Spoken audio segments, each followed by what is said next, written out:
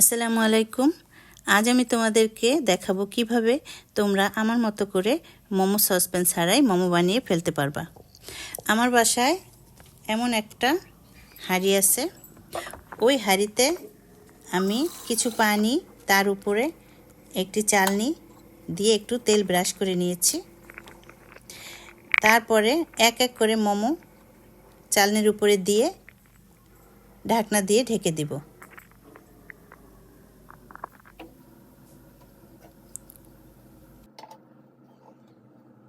ওটা রেডি হতে হতেই মোমোর সেই মজাদার রেসিপি তৈরি করে নেব। আমি এখানে বেশ খানিকটা সয়া সস নিয়েছি। এর মধ্যে আগে থেকে কেটে রাখা এক টুকরো লেবু রস ভালো করে দিয়ে দিব।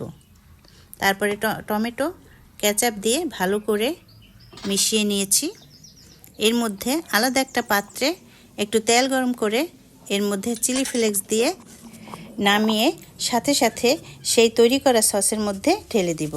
গরম গরম অবস্থায় দিয়ে দিব। এই তো হয়ে গেল। এখন খাওয়ার পালা, গরম গরম মোমো। আর হ্যাঁ, এই ছোট্ট জীবনে দোয়া করি তোমরা সবাই ভালো থাকো। আল্লাহ হাফেজ।